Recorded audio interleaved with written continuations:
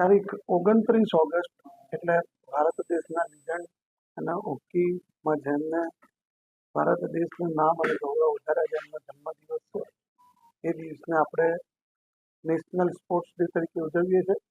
રાજ્ય સરકારે પણ આ દિવસને નેશનલ સ્પોર્ટ્સ ડેને ઉજવવાનું નક્કી કર્યું છે અને આપણે આપણી સ્કૂલો કોલેજોમાં આ દિવસ ઉજવીશું. તારીખ 30 તારીખે દરેક જિલ્લામાં પોલીસ પરેડ ગ્રાઉન્ડમાં પણ રમતોત્સવ કરવામાં આવશે અને એની ઉજવણી કરવામાં આવશે.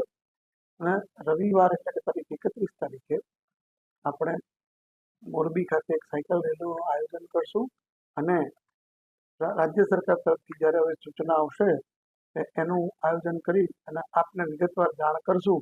અને સાયકલ રેલીમાં આપણા શહેરના આપણા જિલ્લાના મહત્તમ લોકો પાર્ટિસિપેટ કરે એવી આપના માધ્યમથી હું મોરબીના નગરવાસીઓને અને મોરબીના જિલ્લાના લોકોને વિનંતી કરું.